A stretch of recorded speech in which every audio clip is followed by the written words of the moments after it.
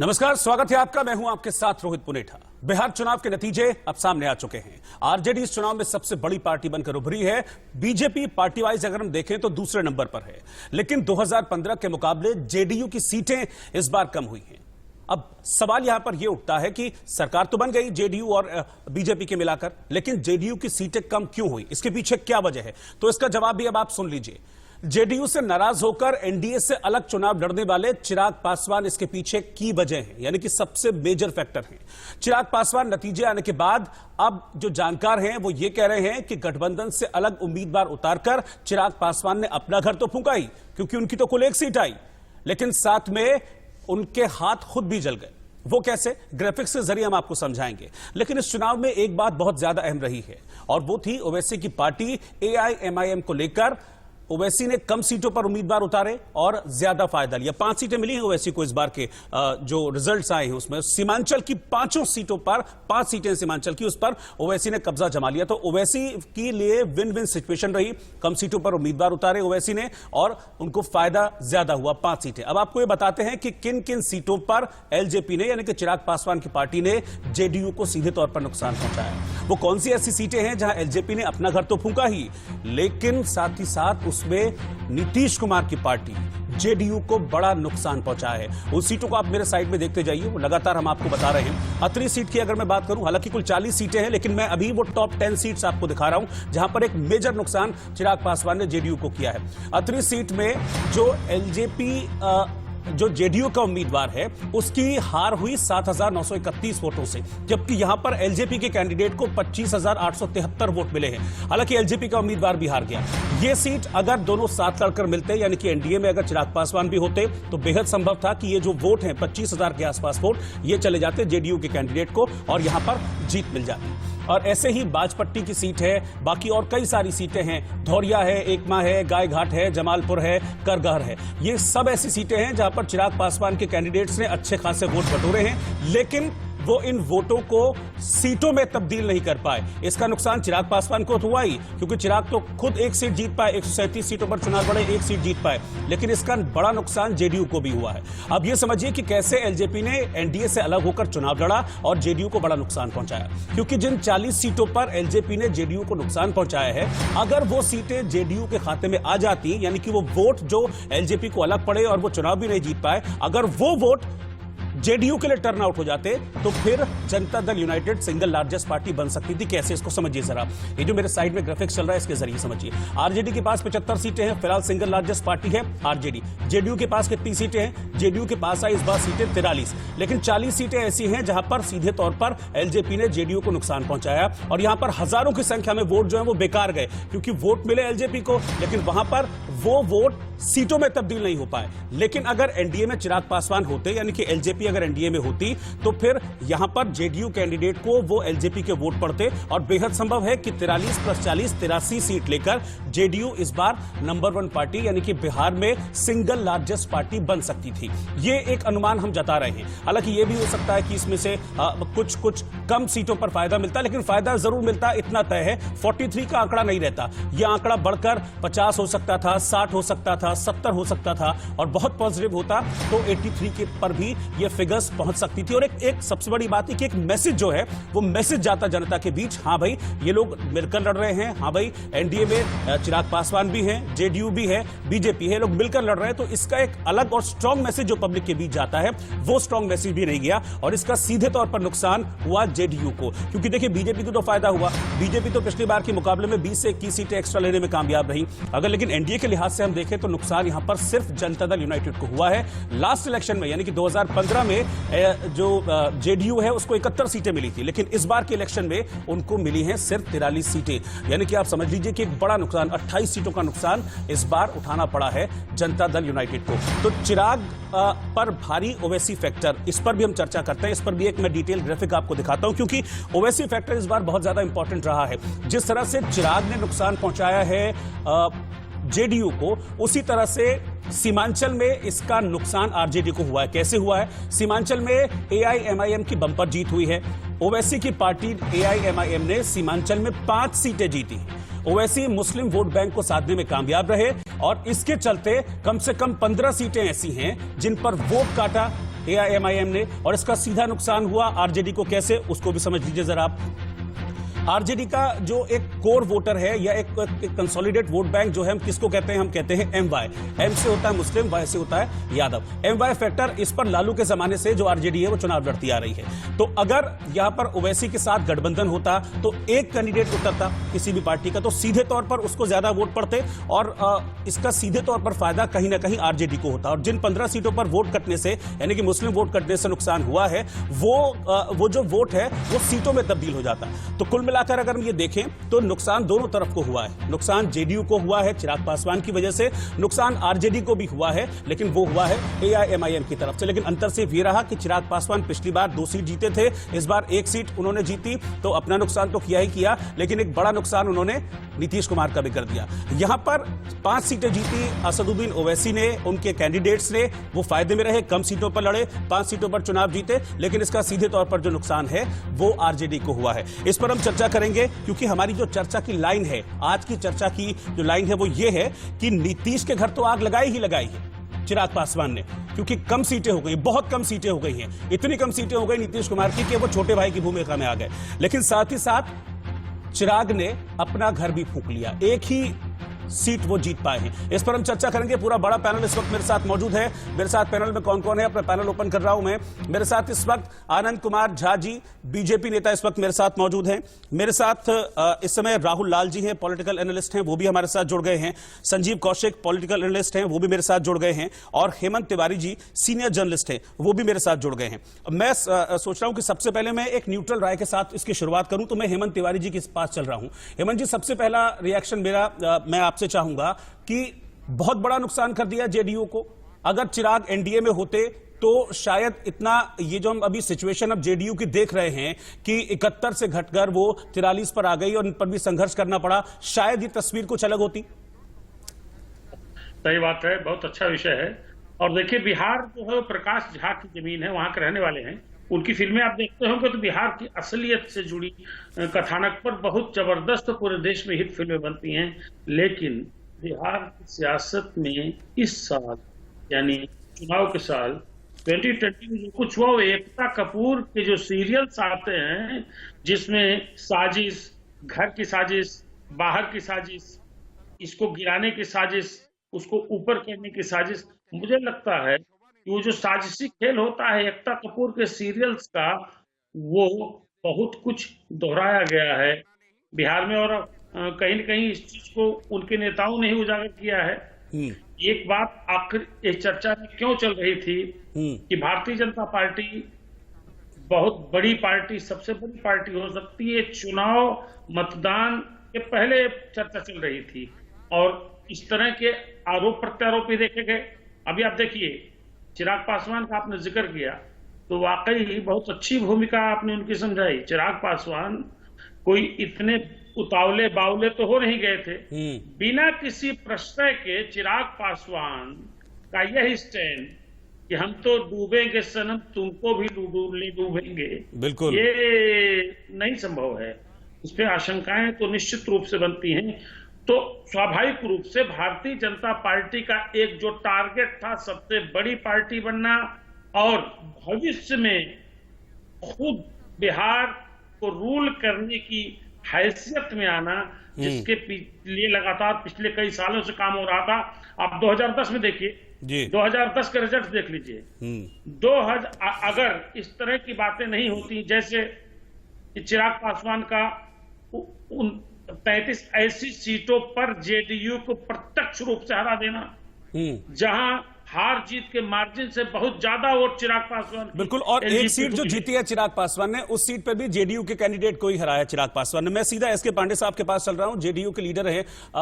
पांडे साहब, बड़ा नुकसान कर दिया इस बार चिराग पासवान ने, अलग होकर लड़े, लेकिन उनके निशाने पर हमेशा से सीएम नीतीश कुमार रहे। वो नाम लेकर नीतीश कुमार पर हमला करते रहे, वो ये कहते रहे कि मेरी सरकार आएगी तो मैं नीतीश कुमार को जेल भी भिजवाऊंगा। ये तमाम उन्होंने सीधे तौर पर नीतीश कुमार पर बड़ी मुखरता से उन्होंने इस तरह के एलिगेशंस लगाए। अपने उम्मीदवार उन सीटों पर उतारे जिन सीटों पर जेडीयू के कैंडिडेट्स लड़ रहे थे, और अब रिजल्ट ये बता रहे हैं कि बड़ा नुकसान है। कम से कम 40 सीटों पर उन्होंने हिट किया है जेडीयू को।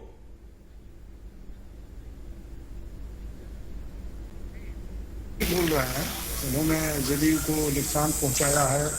माननीय नीतीश कुमार जी के विरोध में बहुत से नरगल बातों का जिक्र उन्होंने किया है चुनाव सभाओं में, लेकिन नीतीश ने उनके परिवार को बहुत अधिक किया है। उनके चचा पशुपत कुमार पारस बिना किसी सदन के मंत्री बने, राज्यसभा में उनके पिताजी गए। तो इस तरीके के व्यवहार माननीय नीतीश कुमार जी से नहीं करना चाहिए था जो उन्होंने किया है।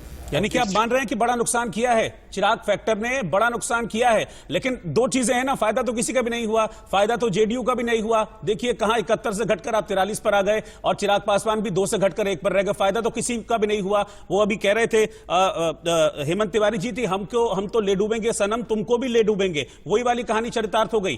कितना नुकसान आपका, कितना आकलन है? जेडीयू ने कुछ आकलन तो किया होगा कि कितना नुकसान कर दिया चिराग ने? इसका आकलन तो नहीं हुआ, हमारा नेतृत्व करेगा, बैठक होगी, उसके बाद तय होगा कि कितना नुकसान किया है। लेकिन एक बात सही है, नीतीश कुमार जी जिसके साथ रहते हैं ईमानदारी से रहते हैं। 15 में राजद के साथ थे तो राजद को फायदा हुआ। इस बार भाजपा के साथ चुनाव लड़े, भले हमें नुकसान हुआ लेकिन भाजपा को तो 50% से ज्यादा फायदा हुआ। एक का ये चरित्र है, जिसके साथ रहते हैं ईमानदारी से रहते हैं, ईमानदारी के साथ मदद करते हैं। और दूसरे लोग क्या कर रहे हैं इस पर विशेष ध्यान उनका नहीं रहता है। उनका कभी कोई कमेंट ऐसा नहीं आया है किसी पर।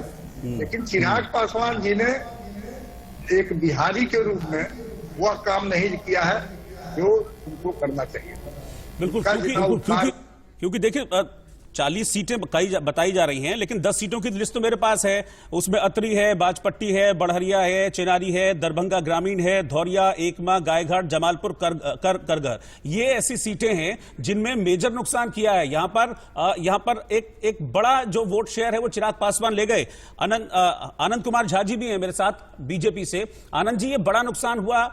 क्या कोशिश अगर की जाती चिराग को समझाने की कि नहीं भाई ये कुनबा है, ये परिवार है, एक रहो, तो इसका सीधे तौर पर फायदा तो एनडीए को ही मिलता और हो सकता है कि अभी और सीटें आपकी आ जाती। हालांकि 125 है, 122 पर मेजॉरिटी है, मेजॉरिटी में है आप लोग, लेकिन और मजबूती मिलती इससे एनडीए को। नुकसान कर दिया चिराग ने। रोहित जी, अगर चुनाव में एक भी वोट कटता है तो कहीं ना कहीं क्षति है। अगर हम सम्मिलित रूप से लड़ते तो निश्चित रूप से हमारा आंकड़ा और चिराग जी का भी आंकड़ा काफी अच्छा होता और हमारा आंकड़ा 2/3 से अधिक पर में पहुंचता। लेकिन लोकतंत्र में हर कोई स्वतंत्र है अपने विचार के लिए और लोकतंत्र में हर कोई स्वतंत्र है चुनाव लड़ने के लिए। उसमें समझाया ही जा सकता है और हमारे शीर्ष नेतृत्व के लोगों ने समझाया भी। आनंद जी, आपकी आवाज में थोड़ा सा प्रॉब्लम है, मैं वापस आपके पास लौटूंगा, आपका जवाब मैं आगे लूंगा। लेकिन इस वक्त मैं राजेश भट्टा जी के पास चल रहा हूं, एलजेपी से हैं, वो इस वक्त हमारे साथ जुड़ गए हैं। राजेश जी, क्या फायदा हुआ? क्या फायदा हुआ मतलब इस जिद का, जो एक नीतीश कुमार के खिलाफ उन्होंने अभियान छेड़ा था, मतलब इसका पॉलिटिकली तो कोई फायदा हुआ ही नहीं, ना आपको ना नीतीश कुमार को।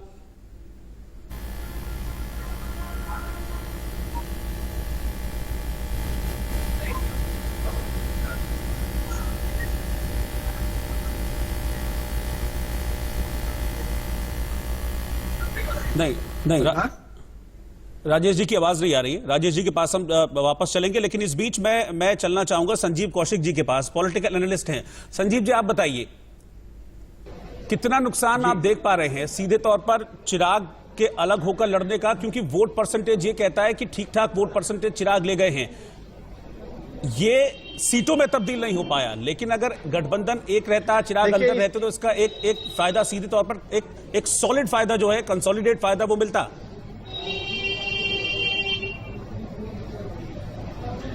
देखिए, इस पटकथा को समझने के लिए पहले आपको इसके पृष्ठभूमि में जाने की जरूरत होगी, आवश्यकता पड़ेगी। देश के इतिहास में पहली बार ऐसा हुआ था कि देश का कोई प्रधानमंत्री का शपथ ले रहा था और उसके चेहरे से या उसके नीतियों से कोई इंसान इतना खफा था कि वो अपने मुख्यमंत्री के पद से इस्तीफा दे देता है। इससे बड़ी तौहीन किसी भी व्यक्ति के लिए नहीं हो सकती है। नींव उसी समय डाल दी गई थी। बस राजनीति में टाइमिंग बहुत मायने रखता है और उसी टाइमिंग के इंतजार में भारतीय जनता पार्टी थी। जिस तरह से इस चुनाव में आपने देखा, शुरुआती दौर से अभी तक कभी ऐसा नहीं आपको लगेगा कि भारतीय जनता पार्टी और जदयू दोनों दिल से मिले हुए हैं। ये अवसरवाद की राजनीति कर रहे थे और एक ऐसी बनी थी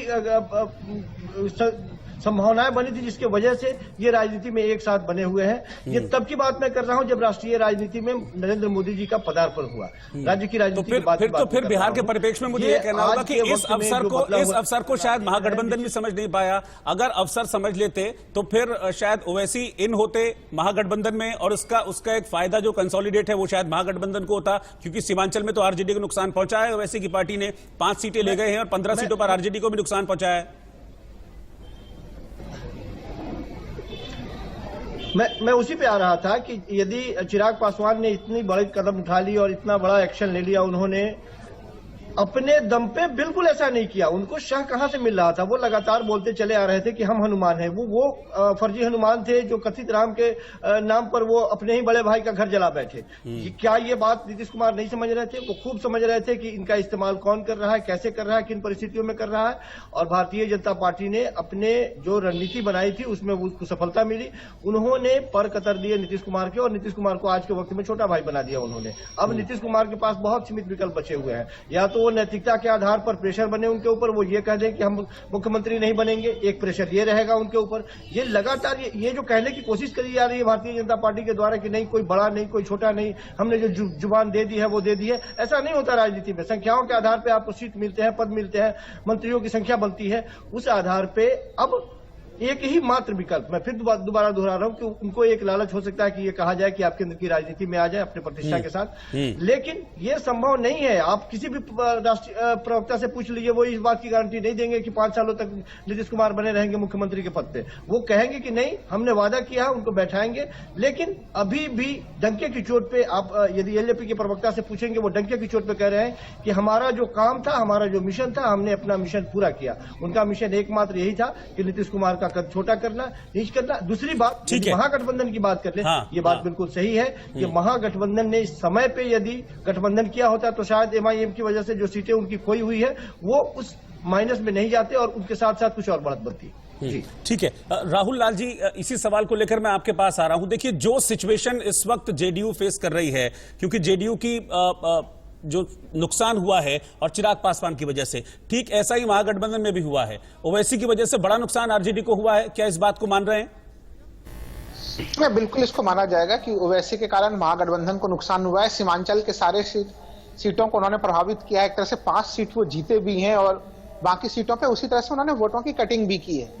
लेकिन एक चीज हमें समझना पड़ेगा कि देखिए, जो ओवैसी है, अगर ये महागठबंधन वाले उन्हें शामिल भी करना चाहते तो इसमें वो शामिल नहीं होते। देखिए, बीजेपी की जो रणनीति थी वो रणनीति बड़ी स्पष्ट थी। बीजेपी के रणनीतिकार समझ रहे थे कि जो इनके तरफ। अच्छा, आप तो ओवैसी को बीजेपी की बी टीम कहते हैं ना, उस रणनीति की बात कर रहे हैं क्या?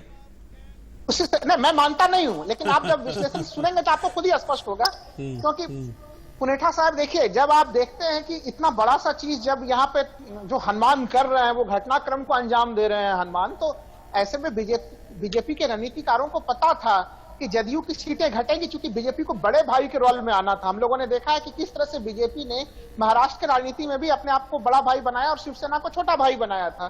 तो वो पूरी रणनीति थी। लेकिन ये तो बीजेपी के रणनीतिकार भी जान रहे थे कि उस क्रम में उनकी संख्या कम होगी, और उनकी संख्या कम होगी तो ऐसे में विपक्ष की ताकत भी ना बढ़ जाए कहीं से। तो ये चीजें तय है, हम लोगों ने देखा है। इसके कारण मानने के कई सारे कारण है कि ओवैसी बीजेपी के बी टीम के रूप में है। वो कितने कठोर बयान देते हैं, जहरीले बयान देते हैं। लोग कहते हैं कि तेलंगाना के अतिरिक्त कई सारे जो भाजपा शासित राज्य हैं वहां पे भी वो बयान देते हैं। खुद बिहार के चुनाव में भी उनके जहरीले बोल हम लोगों ने सुने हैं। तो ऐसे स्थिति में कभी उनके ऊपर कार्रवाई नहीं हुई है। उनके छोटे भाई के ऊपर भी उस तरह, वो भी जहरीले बोल बोलने के मास्टर है, लेकिन आज तक कोई कार्रवाई उनके ऊपर भी नहीं हुई है। तो ऐसे में यह शक होना स्वाभाविक है कि कहीं न कहीं वो बीजेपी के बी टीम है। बीजेपी उनके माध्यम से, अगर हम लोग देखें सीमांचल में, तो एक तरफ से उन्होंने योगी जी को खड़ा किया और एक तरफ से उन्होंने ओवैसी को खड़ा किया, और वहां पे पोलराइजेशन का पूरा मामला चला, जिसमें बीजेपी पूर्णतः सफल भी हुई। ठीक है, मैं राजेश भट्टा जी को, अगर मेरी आवाज मिल रही है तो मैं उनके पास चलना चाहूंगा। राजेश जी, तकरीबन 137 सीटों पर कैंडिडेट्स उतारे थे चिराग पासवान जी ने अपने, लेकिन सिर्फ एक सीट आप जीत पाए, सिर्फ एक सीट, यानी कि पिछले इलेक्शन में 2 थी, उससे भी एक कम, एक सीट जीत पाए। अब ऐसे में जिस शब्द पर आपत्ति है वोट कटवा, अगर वो ना कहा जाए तो क्या कहा जाए? नहीं, वोट कटवा आप नहीं कर सकते। वोट कटवा इसलिए नहीं कर सकते हैं कि हम जीत और हार के लिए नहीं लड़ रहे थे, हमारा पहले ही संकल्प था। नहीं, ये सब कहने की बात है। राजनीति में जीत और हार के लिए लड़ा जाता है सर, जीत और हार के लिए लड़ा जाता है राजनीति में। हर एक की इच्छा जब उतरता है आदमी राजनीति में, चुनाव लड़ता है, प्रचार करता है, तो इसी इच्छा से उतरता है कि मुझे जीतना है। ये सब कहने की बातें कि जीत और हार के लिए नहीं लड़ते हैं, जीत के लिए लड़ते हैं सब। नहीं, हम जदयू को, जिस तरह से जदयू के पिछले 5 वर्षों के कार्यकाल में बिहार में भ्रष्टाचार, अपराध, महिला सुरक्षा, बेरोजगारी बढ़ी थी, और हम उस मुद्दों को लेकर उठाए और नीतीश कुमार ने उनकी अनदेखी की, जिसके कारण हमें जदयू के हर सीट पर लड़ने की आवश्यकता पड़ गई। और निश्चित तौर पे हम अपने मिशन में कामयाब हुए हैं। 40 सीटों पर जदयू को हम, ये बात कही आपने, बिल्कुल ये बात बहुत सही कही राजेश जी, यानी कि आपका मिशन अपनी जीत नहीं था, आपका मिशन था जेडीयू की हार। एसके पांडे साहब सीधे तौर पर स्वीकार कर रहे हैं कि जेडीयू की हार मिशन था और उसमें कामयाब रहे हैं। सीटें घट गई जेडीयू की, देखिए 71 से घटकर 43 पे आ गए। बिल्कुल मैं सहमत हूं आपकी बात से, लेकिन बिहार में हमारा जनाधार भी बढ़ा है। इस अकेले लड़ाई में हमारा 7% सर फिर मैं वही कहूंगा, उस जनाधार का क्या फायदा? वैसे तो देखिए, वैसे तो सिंगल लार्जेस्ट पार्टी बनी आरजेडी, सबसे ज्यादा वोट शेयर आरजेडी के पास रहा, लेकिन फिर भी देखिए ना, सरकार बनाने की स्थिति में नहीं है। तो ऐसे 7% वोट का आप क्या करेंगे कि एक ही कैंडिडेट आपका है, सरकार में आपकी कोई भूमिका नहीं होगी। अगर आप 7 लड़के सरकार में होते तो शायद कुछ कर पाते पब्लिक वेलफेयर के लिए, पीछे से क्या कर पाएंगे? ऐसे 7% वोट जिसका कोई फायदा नहीं मिल रहा है, ना आपको, ना जेडीयू को, ना किसी को, तो ऐसे 7% वोट का क्या करेंगे आप? के लिए हम लड़े हैं इस बार चुनाव में अकेले। यही रणनीति होती है सर कि स्वाभिमान की लड़ाई, रणनीति यही होती है। मुझे लगता है कि रणनीति यही इसी चीज को होती है कि कैसे वोट शेयर को सीटों में तब्दील किया जाए। चुनाव ऐसे लड़ा जाता है कि वोट शेयर को सीटों में तब्दील किया जाए। आप वोट ले लें, सीट आपको मिले नहीं तो क्या फायदा होगा उससे, बताइए। हम बिहारी अस्मिता के लिए लड़ रहे हैं, बिहारी स्वाभिमान के लिए लड़ रहे हैं। बिहार में जिस तरह से अफसरशाही बढ़ा हुआ था, भ्रष्टाचार बढ़ा हुआ था, लोकशाही बढ़ी हुई थी, हम उसके विरुद्ध लड़ाई लड़े हैं। महिला असुरक्षित थी। आप देखें बिहार में मुजफ्फरपुर की बालिका शेल्टर कांड पर नजर डालें, अभी हाल में दुष्कर्म की एक घटना बक्सर में घटी है। नीतीश जी संवेदनशील तो इन मुद्दों पर दिखाएं। बार बार हमारे माननीय राष्ट्रीय अध्यक्ष चिराग जी ने उनको आगाह करने का प्रयास किया, आग्रह करने का प्रयास किया, लेकिन उन्होंने संज्ञान में नहीं लिया। सर लेकिन आप अपने उस मिशन में भी तो कामयाब नहीं हो पाए। चिराग पासवान ने कहा था 10 तारीख के बाद नीतीश जी मुख्यमंत्री नहीं रहेंगे, उस मिशन में भी कामयाब आप नहीं हो पाए। मजदूरों का पलायन बदस्तूर जिस तरह से जारी है, आखिर क्या कारण है कि बिहार में उद्योग धंधे स्थापित नहीं हुए? 15 साल बनाम 15 साल में आप देखें तो क्या हुआ है, आप बताएं। नहीं तो उस मिशन में बाबू को विकास के मुद्दे पर लड़ना चाहिए था। नीतीश बाबू अपने चेहरे पे तो लड़े नहीं। ये तो जनादेश भाजपा का जनादेश है। हमारे माननीय प्रधानमंत्री नरेंद्र मोदी जी के चेहरे पर आप खुश हैं? आप खुश हैं कि नीतीश कुमार की सीटें घट गई? आप इसमें खुश हैं? बिल्कुल संतुष्ट हैं। ठीक है। एसके पांडे साहब से रिएक्शन लेने दीजिए।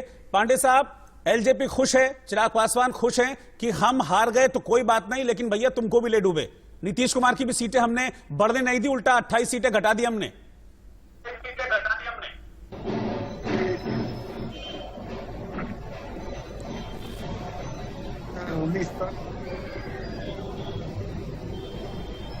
पांडे जी, और मुजफ्फरपुर में जो घटना हुई उसमें इनके भी मंत्री थे, तो नहीं हम घटक में रह कर भी, मैं आपको बताता चलूं सर कि मैं घटक में रह के भी अपने परिवार के बीच बिहारी अस्मिता के लिए हमेशा आवाज उठाते रहे हैं। हमारा स्टैंड क्लियर है। बिहार के स्वाभिमान से हम समझौता नहीं करेंगे। हम सत्ता और सियासत के लालच में कभी ना थे और ना आगे रहेंगे। ठीक है, पांडे जी को जवाब देने दीजिए उनका। एसके पांडे साहब बोलिए। बिहारी अस्मिता की जहां तक बात है, बिहारी अस्मिता का जहां तक बात है, 2005 के पहले और 2005 के बाद, 2005 के पहले बाहर में, बिहार से बाहर में नीतीश जी के आने के 2005 के बाद आदमी फक्र से कहता है बिहारी है। स्मिता बिहार की बड़ी है। हमारा नहीं, बिहार के लोग जब बाहर पीटे जाते हैं तो नीतीश बाबू उस पर क्या एक्शन लेते हैं? तो राजेश जी, सवाल तो यही बनता है ना राजेश जी, पिछले कोरोना बीजेपी भी तो कोई पक्ष नहीं लेती उसमें।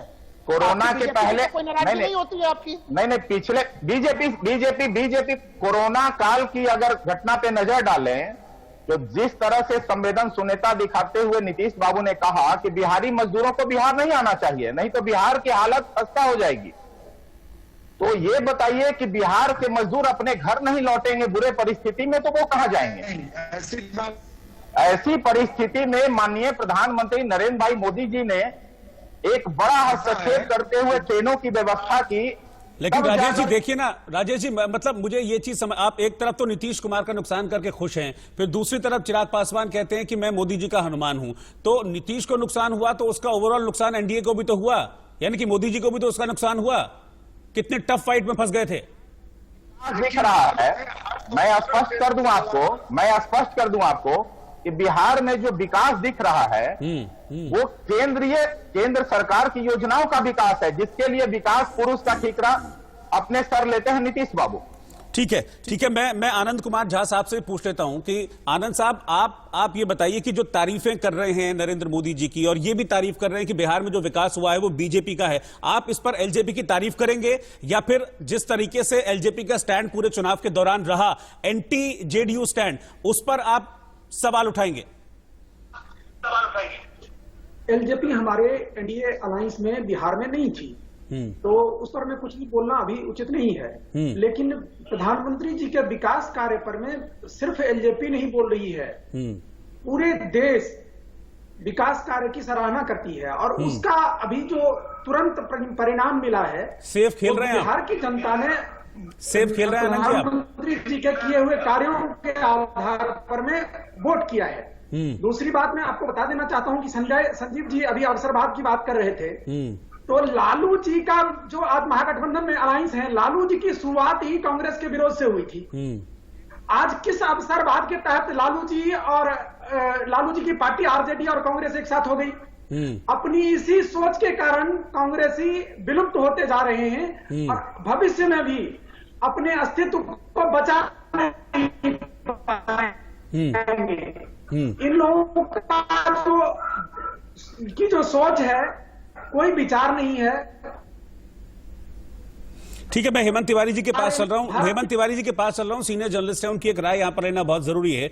हेमंत जी देखिए, कुछ भी है लेकिन नुकसान तो हुआ है, इसमें तो कोई डाउट नहीं है कि एक बड़ा नुकसान हुआ एलजेपी की वजह से, एक बड़ा सेटबैक जेडीयू को झेलना पड़ा, और ये एलजेपी ही है, ये चिराग पासवान की पार्टी है जिसकी वजह से जेडीयू 28 सीटों का नुकसान जेडीयू ने इस बार झेला है, और बिहार में छोटे भाई की भूमिका में आना पड़ा है। मैं पुनेठा जी खाली एक बात कहता हूं, मैं तो कौशिक जी को थोड़ी देर सुन पाया, टेक्निकली थोड़ा सा मैं डिस्कनेक्ट हो गया था। जी, लेकिन बहुत सही बात उन्होंने शुरू की थी। ये बताइए, किस रामचरितमानस और किस रामायण में हनुमान लक्ष्मण को जहर देता है? वो तो संजीवनी बूटी लाता है लक्ष्मण, मूर्छित लक्ष्मण के लिए, उनकी जान बचाने के लिए। और फिर वहां राम की क्या भूमिका होती? राम, लक्ष्मण और हनुमान। अगर चिराग पासवान हनुमान है मोदी जी के, तो मोदी जी राम हुए। राम जी ने क्या रिएक्ट किया पूरे चुनाव भर चिराग पासवान को लेकर के? मैं आरोप नहीं लगा रहा हूं, जो होता है वो दिखता है। देखिए, यानी कि जहां तक मैं समझ पा रहा हूं हेमंत जी, आप ये कह रहे हैं कि बड़े भाई ने गठबंधन धर्म नहीं निभाया। तो है, इस तरह के रिएक्शंस भी आए हैं, भारतीय जनता पार्टी की मंशा पे सवाल हुए हैं और रिजल्ट ऐसे आए हैं। देखिए, 2015 में जब भारतीय जनता पार्टी अकेले लड़ी, सीटें कम आई, पर वोट परसेंट सबसे ज्यादा उसका रहा एक पार्टी के तौर पर, उसका लक्ष्य आगे तय था। 2019 के पार्लियामेंट्री इलेक्शन देखिए, एकदम सबको स्वाहा कर दिया। अब उसके पास टारगेट क्या था कि भाजपा को पता था वो अकेले सरकार नहीं बना पाएंगे, लेकिन वो कितना आगे जाएंगे और खास तौर से जेडीयू कितना आगे जाएंगे, ये उनका बड़ा टारगेट था। ठीक है, मैं इसी सवाल को लेकर आऊंगा। मेरे साथ राहुल लाल जी भी हैं। राहुल जी, आपको क्या लगता है, क्या बड़े भाई की भूमिका को ठीक तरीके से नहीं निभा पाई बीजेपी? क्या रोका जा सकता था चिराग पासवान को? बीजेपी चाहती तो चिराग पासवान को आसानी से रोक सकती थी। हम लोगों को ध्यान में रखना चाहिए कि बराबर बीजेपी कह रही थी कि चिराग जो है वो हमारे केंद्रीय एनडीए का हिस्सा है, लेकिन वो बिहार एनडीए का हिस्सा नहीं है। तो अब देखिए, जब आप इस तरह के भ्रमजाल रचते हैं कि नहीं वो केंद्र में तो हिस्सा है लेकिन राज्य में हिस्सा नहीं है, तो इसे कोई स्वीकार नहीं करेगा। और कोई इस तरह का जो अभी कहा गया कि उनके ऊपर जो दबाव बनाने का कुछ भी प्रयास करना चाहिए, या फिर वो जो बड़े भाई के रोल में जो राम के रूप में जो थे उनके तरफ से भी कोई मनाही, वैसे सार्वजनिक तौर पे कोई कठोर मनाही नहीं आई। बीजेपी के लोग बराबर यह स्पष्टीकरण दे रहे हैं कि हर कोई अपनी राजनीति करने के लिए स्वतंत्र है, बिल्कुल स्वतंत्र है, लेकिन आपके तरफ से जैसा विरोध उनका होना चाहिए था, या जिस तरह से ये एक निर्णय लेते कहते कि नहीं एक तरह से वो केंद्रीय एनडीए का भी हिस्सा नहीं होंगे, ऐसा कोई कठोर स्वरूप नहीं देखने के लिए दिया गया। बिल्कुल। इस बार हनुमान ने आग लगाई, लेकिन क्या हनुमान ने आग जो है कि वो लंका में लगाई, या फिर हनुमान ने आग जो है कि अयोध्या में लगा दी? इस पूरे दृष्टांत में हम लोग देखते हैं कि हनुमान ने आग तो अपने अयोध्या में ही लगा दी। जो आंकड़े हैं वो आंकड़े ये दिख रहे हैं कि इससे एनडीए का स्थिति जो है कि काफी छोटा हुआ, नहीं तो और काफी बड़ा आंकड़ा हम लोगों को एनडीए में देखने के लिए मिलता। लेकिन ये बीजेपी की एक रणनीति थी कि वो अपने वर्चस्व को बढ़ाना चाहती थी, और वर्चस्व को बढ़ाने के लिए उन्होंने लगातार चिराग पासवान को प्रोत्साहित किया इस चीज के लिए, और आज ये परिणाम सामने में है। वो एक ऐसे हनुमान के रूप में उभरे जिन्होंने अपना बिल्कुल सर्वस्व त्याग बलिदान। आनंद कुमार जी, जो राहुल जी कह रहे हैं कि ऐसा ही कुछ था गेम प्लान क्या? क्योंकि देखिए, सबसे ज्यादा फायदे में तो बीजेपी रही है। पिछली बार के मुकाबले इस बार बहुत मेजर गेन बीजेपी ने किया है, और आपके गठबंधन के सहयोगी देखिए कहां से कहां पहुंच गए। मैं आपको बता देना चाहता हूं पुनेठा जी कि राहुल जी जो भारतीय जनता पार्टी की शीर्ष नेतृत्व सोचती है या निर्णय लेती है अंदर खाते, वो राहुल जी को पता होता है, और राहुल जी की ही योजना होती है, हमारी पार्टी के लोग करते रहते हैं। इस तरह की इनकी बात है, लेकिन ऐसा कुछ नहीं है। मैंने पहले भी कहा कि हर नहीं, लेकिन एक सवाल तो देखिए आनंद जी, एक सवाल तो वाजिब है कि चिराग पासवान को समझाया नहीं जा सकता था? क्यों फिर उनके साथ जब गठबंधन बिहार में तोड़ दिया, वहां पर अलग हो गए, तो फिर सेंटर से भी अलग कर देते कि नहीं ठीक है, आप पार्टी लाइन से अगर बाहर जाएंगे, आप गठबंधन लाइन से अगर बाहर जाएंगे, तो फिर हमको ना यहां चाहिए ना वहां चाहिए। ये क्लियर मैसेज क्यों नहीं दिया? इसने हिम्मत तो बढ़ाई है ना, इसने लगातार हिम्मत बढ़ाई है चिराग पासवान की पूरे इलेक्शन के दौरान। इलेक्शन के दौरान भी चिराग पासवान जी को बुला के और इलेक्शन अनाउंसमेंट के बाद, लेकिन वो अपनी बात पर में कायम रहे, लेकिन इन सब चीजों को मतलब समझाने का प्रभाव उनके ऊपर में नहीं पड़ा। और जहां तक अभी आप कह रहे हैं छोटे भाई और बड़े भाई, तो ये नैरेटिव आप कर रहे हैं। मैं तो एक्शन की बात कर रहा हूं ना, गठबंधन धर्म निभाना चाहिए था। जब आपको दिख रहा है कि गठबंधन का एक साथी इस तरह से बिहार में अलग हो रहा है, गठबंधन को नुकसान पहुंचा रहा है, आप मानते हैं कि नहीं मानते कि चिराग पासवान ने नुकसान पहुंचाया? पहले तो ये बताइए, हाँ या ना। आपको कई ऐसे सीट पर में जिसपे चिराग पासवान जी बीजेपी के कैंडिडेट के सामने भी कैंडिडेट रखे थे, और वहां पर उन्होंने अपने मैक्सिमम कैंडिडेट्स जेडीयू के सामने उतारे हैं। सर, 2-4 की बात नहीं कर रहा हूं मैं, लेकिन 137 पे वो चुनाव लड़े हैं, और मैक्सिमम कैंडिडेट्स जेडीयू के सामने उतारे उन्होंने। हम लोगों को क्षति हुई है। Maximum candidates Janata Dal United के उम्मीदवार के सामने उतारे चिराग पासवान ने। इस बात की पुष्टि यहां पर राजेश भट्टा जी भी कर देंगे। राजेश जी, ठीक कह रहा हूं मैं? बिल्कुल सही कह रहे हैं सर आप। बताइए, अब जवाब दीजिए आनंद जी। यही बैठे हैं एलजेपी के राजेश जी, वो कह रहे हैं कि हमने जेडीयू के सामने उतारे, यानी कि उनकी लाइन क्लियर थी, उनका निशाना क्लियर था, लेकिन बीजेपी ने नहीं किया इसको क्लियर। बीजेपी को तुरंत कर कह देना चाहिए था। चिराग पासवान पूरे इलेक्शन में कह रहे हैं कि नरेंद्र मोदी जी का हनुमान हूं मैं, बीजेपी और एलजेपी मिलकर सरकार बनाएंगे। लगातार उन्होंने इस तरह के स्टेटमेंट्स दिए पूरे इलेक्शन के दौरान। ये उनका वक्तव्य था, लेकिन हमारे पार्टी की तरफ से कहीं पर में भी, चाहे वो माननीय सुशील मोदी जी हों, चाहे राष्ट्रीय अध्यक्ष जेपी नड्डा जी हों, चाहे माननीय अमित शाह जी हों, किसी का एक संदर्भ आप बता सकते हैं जिसमें कि उन्होंने कहा हो कि चिराग पासवान के साथ सरकार बनाएंगे? ऐसा कभी नहीं कहा, और स्पष्ट रूप से कह दिया गया था, चाहे वो प्रेस कॉन्फ्रेंस हो, चाहे चुनावी जनसभा हो, उसमें कहा जाता था कि हमारे अलायंस में जनता दल यू, भाजपा, हम और वीआईपी, यही 4 दल हैं, और हम सब मिलके चुनाव लड़ रहे हैं। इसमें तीसरा कोई भी कुछ भी बोलता है तो वो उसके लिए उत्तरदायी नहीं है। लेकिन मैं पुनः कहता हूं कि एक भी वोट की क्षति हमारी क्षति हुई है, और यदि साथ लड़े होते तो उनका भी आंकड़ा ठीक होता। यदि यही सही समय पर अगर फैसला ले लिया गया तो शायद ये क्षति ना होती। एस के पांडे साहब का भी मन जरा टटोल लूं एक बार मैं।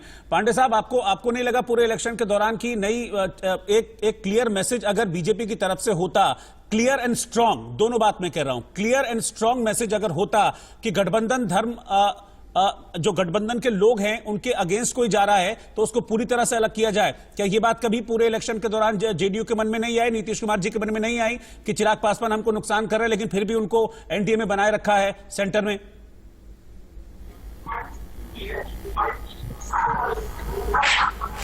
ऐसा नहीं है। राष्ट्रीय अध्यक्ष हो चाहे प्रधानमंत्री मोदी जी हो, भाजपा के सभी वरिष्ठ नेताओं ने कहा कि हमारा गठबंधन चिराग पासवान जी के साथ नहीं है, मेरा गठबंधन जेडीयू के साथ है, हम के साथ है और वीआईपी के साथ। इससे स्पष्ट क्या ये कब कहा उन्होंने?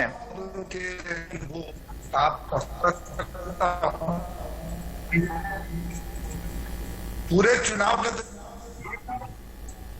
सभाओं में कहा, लेकिन अंजना पटना में जो लिखा उसमें पांडे जी आपकी आवाज क्लियर नहीं है। मैं चाहूंगा कि एक बार अपना ऑडियो आप थोड़ा सा चेक कर लें, ऑडियो क्लियर कर लें, फिर मैं आपके पास आऊंगा। हेमंत तिवारी जी के पास मैं चल रहा हूं। तिवारी जी, क्या इस चीज को माना जा सकता है? क्या ये बात मानने योग्य है जो अभी पांडे साहब कह रहे हैं कि नहीं, कभी भी दिमाग में सवाल आया ही नहीं, क्योंकि रैलियों के दौरान हमने नीतीश कुमार जी के चेहरे को देखा और एक असहज जो भाव था वो हमेशा नजर आता था, और मन में मुझे लगता है कि हमेशा कहीं ना कहीं ये रहा होगा कि नहीं, एक स्ट्रांग मैसेज होना चाहिए था, कम से कम चिराग पासवान को बिल्कुल अलग कर देना चाहिए था। आपको नहीं लगता कि ऐसा मन में रहा होगा नीतीश कुमार के या जेडीयू के? मैं तो नहीं मान सकता। पुनेठा जी, राजनीति जो है बहुत कठोर विषय होता है, इसमें अपने सगे को भी लोग नहीं बख्शते। आप एक चीज ध्यान रखिएगा, हम 2010 में वापस जाते हैं। 2010 की जो सिचुएशन थी, थंपिंग मेजॉरिटी थी, दोनों की सीटें बड़ी मजबूत थी, उसके बावजूद 2014 में नरेंद्र मोदी की शक्ल के नाम पर ही श्रीमान नीतीश कुमार जी ने गठबंधन तोड़ दिया, इस्तीफा दे दिया। क्या भारतीय जनता पार्टी नंबर 2 की पार्टी जूनियर पार्टनर बने रहना पसंद करेगी? भाजपा की रिसेंट पॉलिटिक्स का जो एग्रेशन आपने देखा है किसी भी स्टेट में, देखिए यूपी एमपी से लेकर बिहार तक, उसकी दूसरी दशा है वो नंबर 1 रहना चाहती है। और अगर चिराग पासवान ने इतना नुकसान नहीं किया होता, मैं तो गिन के बता रहा हूं, 33 सीटों पर जेडीयू को हराया, 4 सीटों पर वीआईपी को हराया, 1 सीट पर हमको हराया, 38 सीट सीधे इन्होंने खराब की हैं। तो अगर नीतीश कुमार की 30, 35, 34 सीटें और बढ़ी होती तो फिर भारतीय जनता पार्टी सबसे बड़ी पार्टी कैसे होती? इसमें गणित, इसमें हिसाब किताब कहां? ये तो बहुत यानी कि संजीव कौशिक सीधा फायदा इसका बीजेपी को मिला है। संजीव कौशिक इसका सीधा फायदा बीजेपी को मिला है, जो दिख भी रहा है।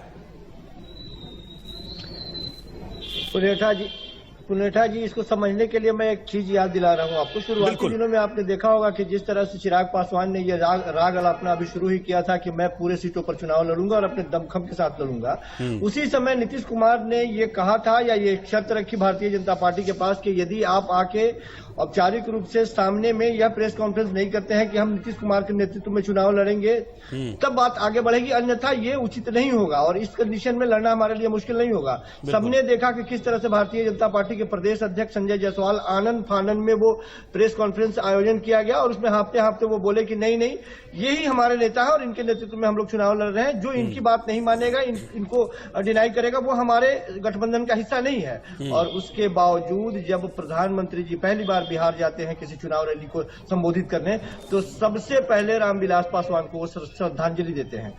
अब इसके क्या मायने हैं? प्रतीकों की राजनीति करने वाले हमारे प्रधानमंत्री जी इतने नादान तो नहीं है कि इसके कोई मायने नहीं है और आप उस मायने को नहीं समझ पा रहे हैं। तो उन्होंने जिस तरह से जानबूझ करके ये गफलत पैदा की और जानबूझ करके ये सब समझ रहे थे। नीतीश कुमार इतने नादान नहीं है, बहुत सुलझे हुए और बहुत समझदार राजनेताओं में से वो माने जाते हैं। तो वो समझ रहे थे कि चल क्या रहा है, लेकिन उनके हाथ में कुछ था नहीं। परिस्थितियां इस तरह से बिगड़ चुकी थी कि वो कुछ कर नहीं सकते थे। एक बार वो महागठबंधन या खास करके राजद से यदि अपने संबंधों को वो तिलांजलि देके आए थे, तो दोबारा उनके पास ऐसा कुछ मुंह था नहीं कि हम उधर की तरफ कूच करें या कोई और समीकरण बनता हुआ दिखाई दे। उनकी मजबूरी थी कि वो जैसे भी रहे यही रहे, अपने आप को घुटता हुआ देखे, और जैसे हो वैसे पर कतरता हुआ भी उन्होंने देखा, और सारी चीजों को जानते हुए भी वो घूंट पीते रहे, ये कड़वी घूंट पीते रहे।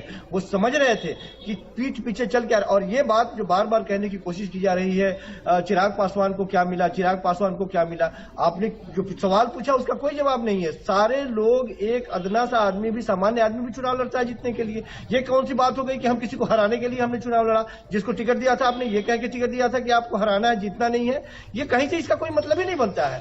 केवल और केवल वोटों की जो मार्जिन थी, जो समीकरण जिस तरह से बने हुए थे, कुछ जो एमओआई समीकरण से छिटके हुए लोग थे उनको अपने तरफ खींचना था, और नीतीश कुमार को डैमेज करने के लिए उनको जो काम मिला था, एक टास्क मिला था, वो टास्क उन्होंने पूरा किया। उस टास्क के बदले में उनको क्या मिलता है ये देखना बहुत जरूरी है। राजेश भट्टा जी, अब तक तो कुछ मिला नहीं, आगे उम्मीद कर रहे हैं क्या? बिहार में तो मिला नहीं कुछ, लेकिन जैसी जो संभावना जाहिर कर रहे हैं संजीव कौशिक जी, क्या इसका इनाम मिलेगा पिछले दरवाजे से? सत्ता और सियासत के लिए हम नहीं लड़े थे।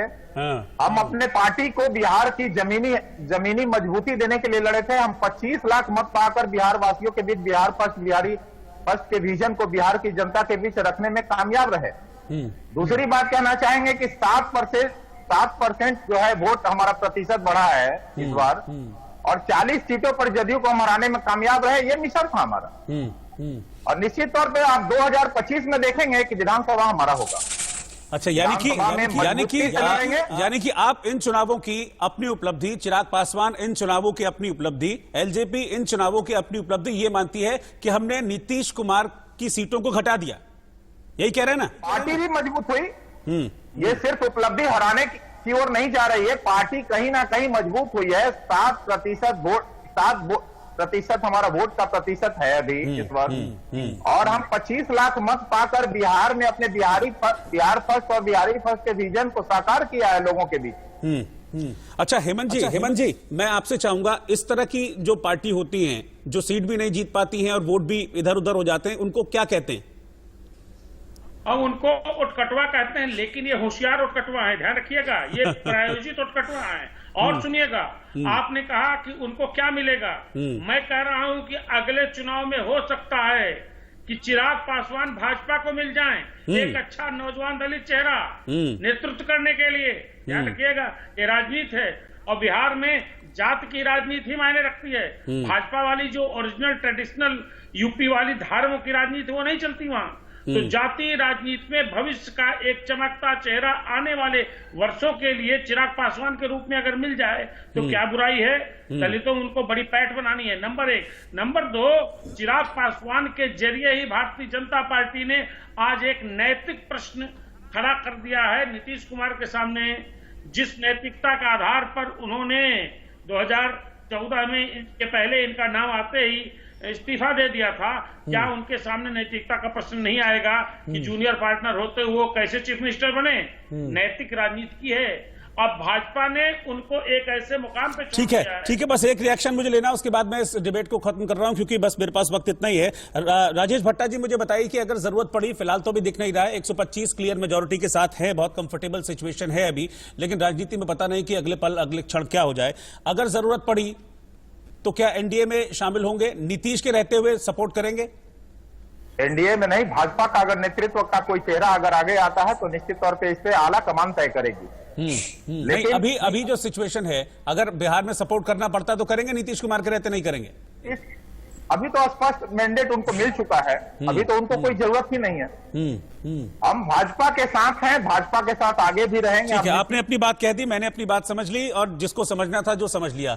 आप सबका बहुत बहुत शुक्रिया, आप हमारे साथ जुड़े। इस डिबेट में आपने हमसे चर्चा की, तमाम चीजों को जो डिटेल में हमने बातचीत की। कुल मिलाकर बात यह है कि ये चुनाव जरूर जो एलजेपी है, वो जैसे वो कह रहे हैं कि सिर्फ बहुत ज्यादा उनको नहीं मिला उसमें, लेकिन वोट शेयर उनका बढ़ गया, जिस तरह से वो अपनी बात को कहते हुए। लेकिन जो एक्सपर्ट्स हैं, जैसे हमारे साथ कई पॉलिटिकल एनालिस्ट भी जुड़े थे और कई हमारे साथ राजनीतिक विश्लेषक जुड़े, पत्रकार जुड़े, उन्होंने अपनी राय जो रखी है वो कुल मिलाकर यह है कि अभी का नुकसान है, चिराग पासवान को अभी का नुकसान है, लेकिन आने वाले वक्त में, यानी कि अगला चुनाव जो है, हो सकता है कि इस नुकसान का डबल फायदा आने वाले वक्त में शायद चिराग पासवान को मिले। और वैसे राजनीति में पता नहीं कल क्या हो जाए।